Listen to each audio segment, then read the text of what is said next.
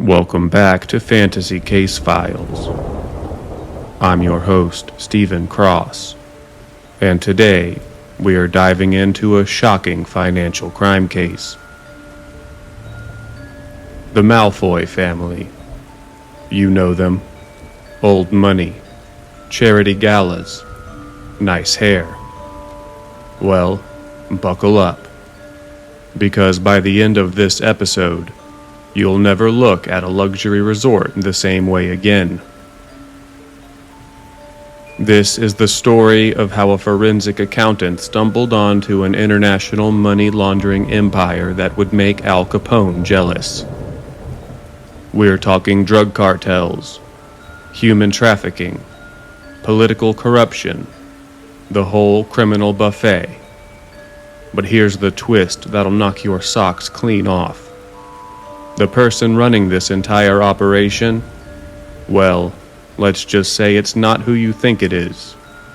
And trust me, when I reveal this bombshell, you're going to want to rewind and listen to this whole thing again.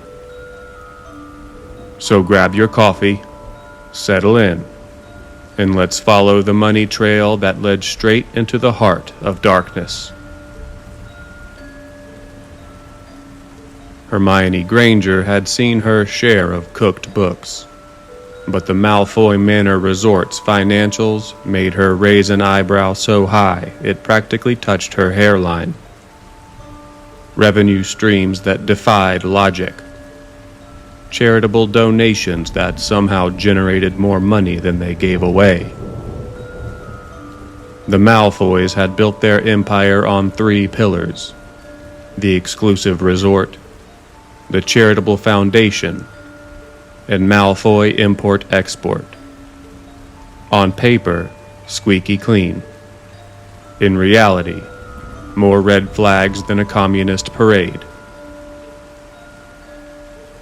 Her investigation started when the IRS flagged the Malfoys for a comprehensive audit of all their business entities. Not just tax deductions, but a full financial examination triggered by suspicious intercompany transfers. This gave Hermione unprecedented access to records across all 3 businesses. But patterns emerged that made her stomach turn. Guests checking in as John Smith and Jane Doe. The Malfoys catered to the least creative criminals. These mystery visitors paid premium rates for months-long stays, yet never appeared in promotional materials. Either they were camera-shy millionaires, or something darker was happening. What really caught Hermione's attention was the guest registry's digital footprint. Information she could access due to the resort's practice of billing everything through their corporate accounts for tax purposes. Credit cards linked to accounts that had been opened and closed within weeks. Phone numbers that traced back to burner phones purchased with cash in different states. These weren't just fake names. They were professional-grade false identities. The kind that cost serious money to create and maintain. The resort's employee turnover told another story. Housekeeping staff rarely lasted more than 3 months. Exit interviews cited workplace stress and incompatible expectations. When Hermione dug deeper, she found severance packages that were unusually generous. Almost like hush money. Several former employees had relocated immediately after leaving, some to different countries entirely. The charitable foundation was equally suspicious. Donations poured in from shell companies like Certainly Legal Holdings and Financial Laundry LLC. These funds would disappear faster than free donuts at a police station, reappearing as payment for consulting services. The import-export business caught her real attention. They moved suspicious decorative urns and vintage furniture, items that weighed little for their value and traveled to cities known more for cartels than antiques. Miami, Tijuana, Bogota. The Malfoys had specific tastes in home decor. Hermione cross-referenced shipping manifests with customs declarations, documents that were part of the business audit since import-export expenses were being written off as tax deductions, and found discrepancies that would make a mathematician weep. A Ming Dynasty vase weighing 50 pounds according to customs, but only 15 pounds on the shipping receipt.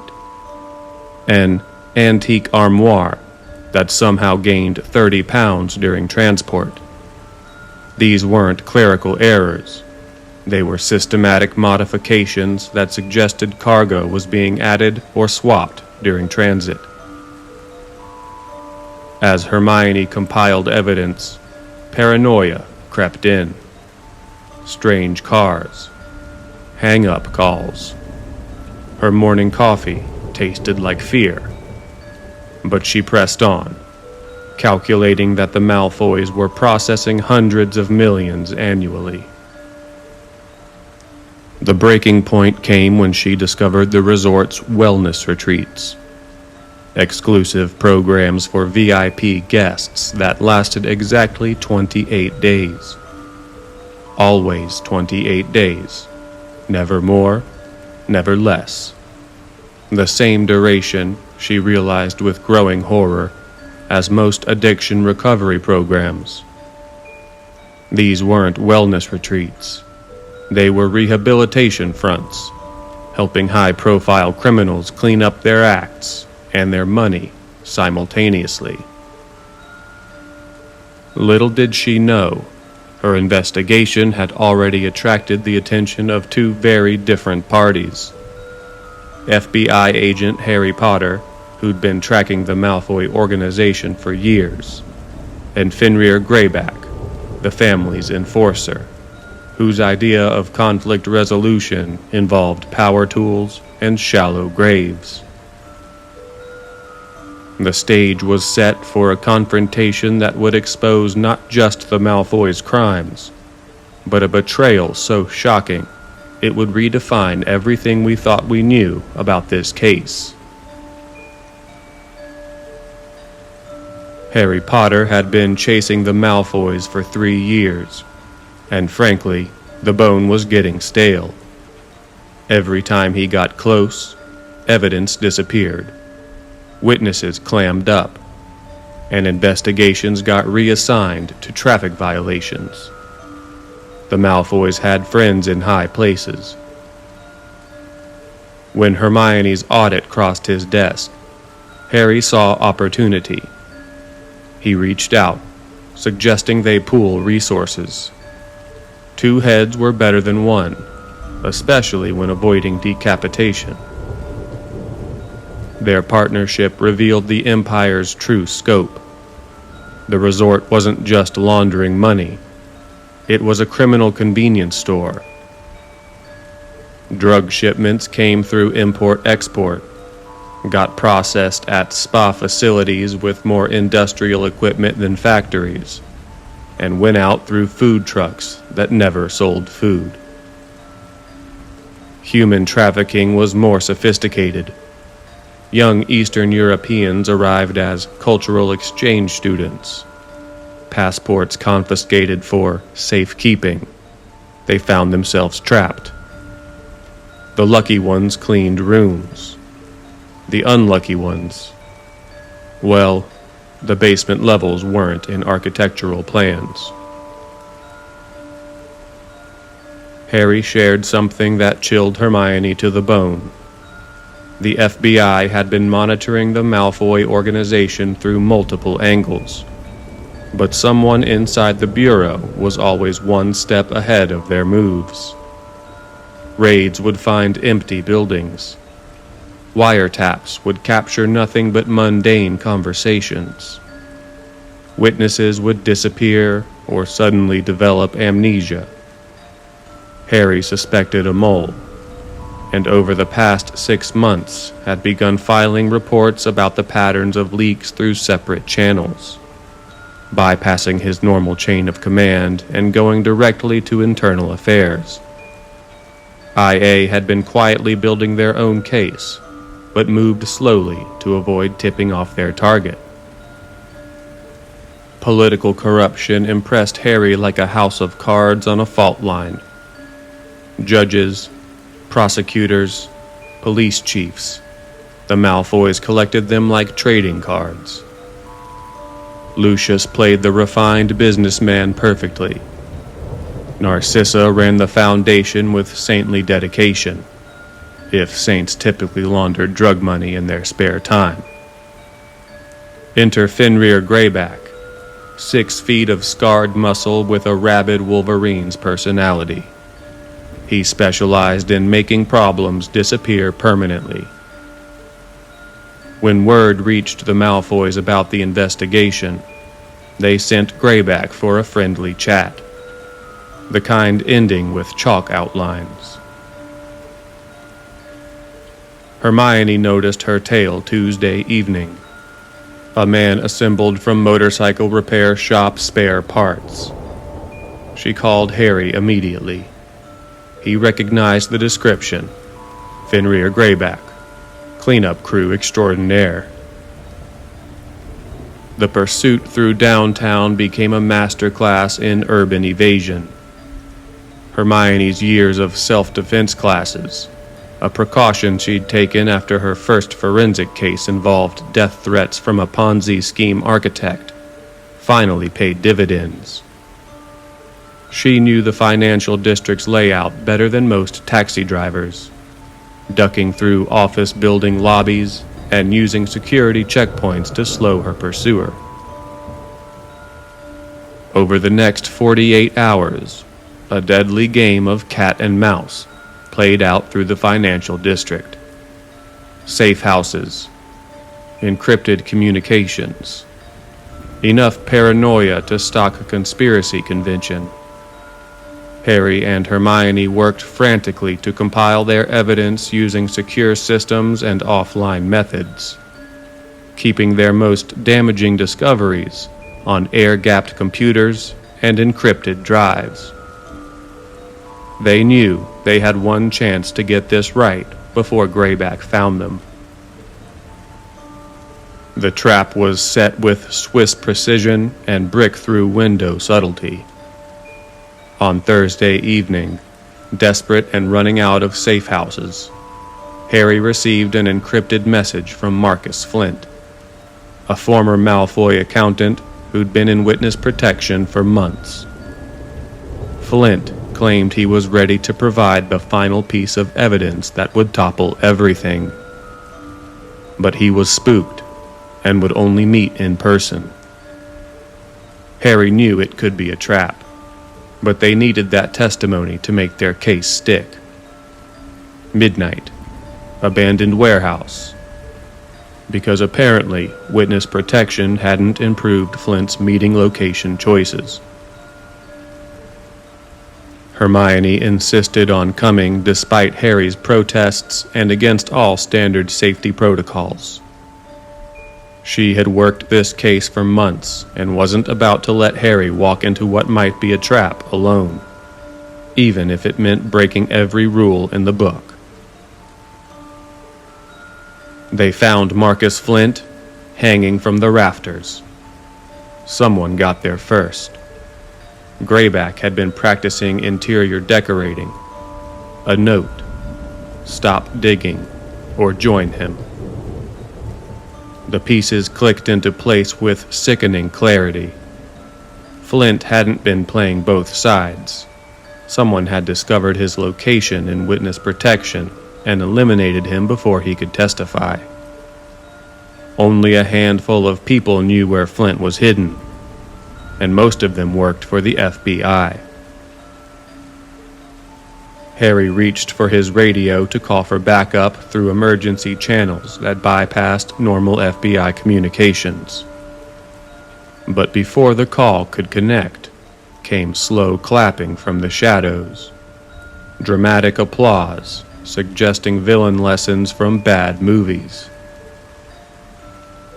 "You know, Harry," came the familiar voice. "For someone who's supposed to be an expert investigator, you've been remarkably blind to what's right in front of you."